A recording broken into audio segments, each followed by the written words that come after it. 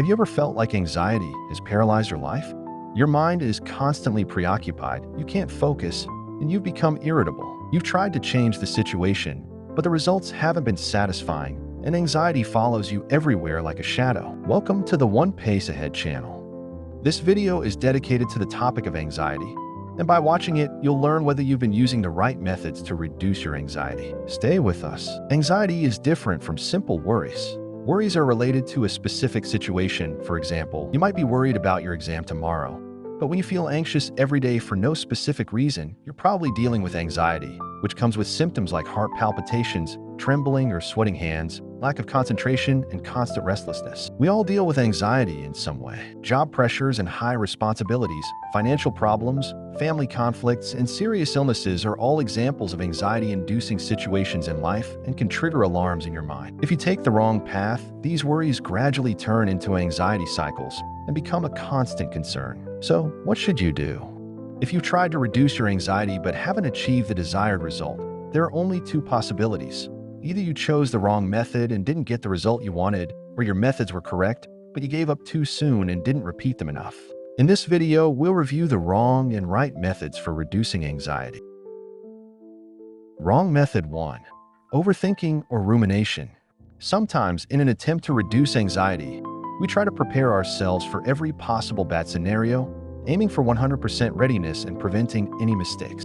This focus on negative aspects gradually becomes a habit, trapping us in a cycle of negative thoughts. The result is loss of energy, expecting failure as inevitable, and increased anxiety.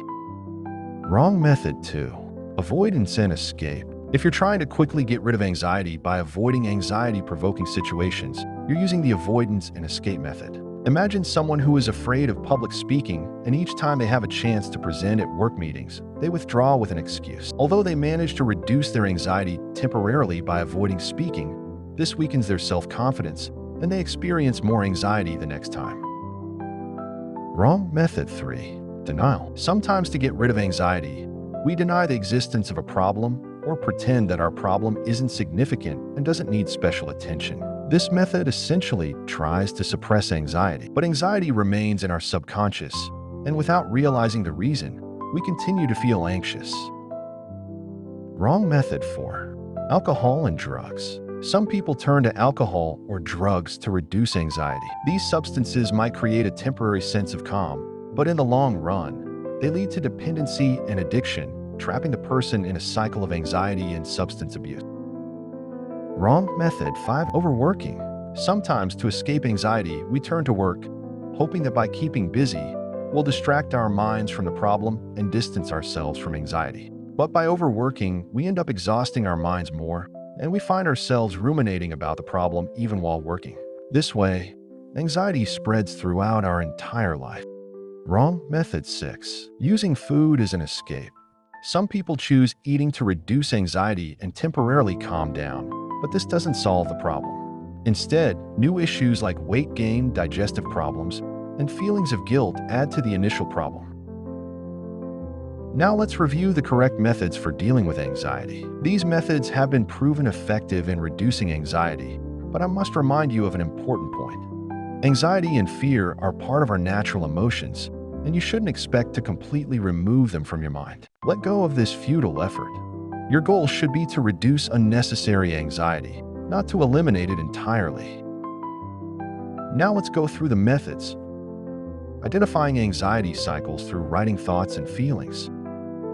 To understand exactly what and how something causes your anxiety, each time you feel anxious, take a pen and paper and first identify what you're feeling: fear, anger, sadness, or hopelessness. This feeling is the result of a chain of mental events. Try to find each link in this chain. Ask yourself where it started and what happened next that led to this feeling. This way, you can identify your anxiety triggers.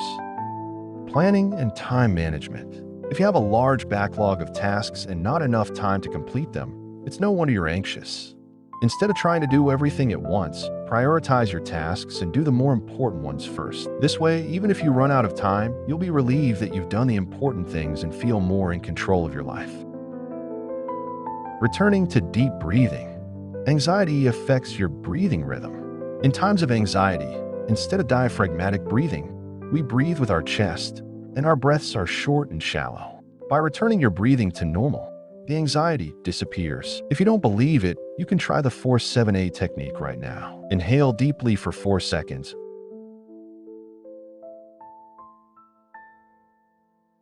Hold your breath for 7 seconds.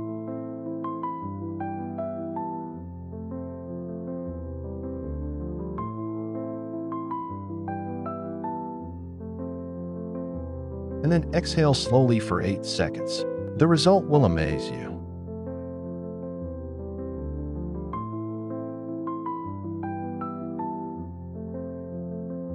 Regulating hormones with exercise. The restlessness caused by anxiety is related to excessive secretion of hormones like cortisol and adrenaline. Exercise not only reduces the secretion of these hormones, but also increases the secretion of happiness hormones like endorphins and serotonin in the brain. Exercise also improves your sleep quality, helping you start your day with more energy. Facing your fears. Instead of avoiding anxiety-provoking situations, gradual exposure is the most effective way to reduce anxiety.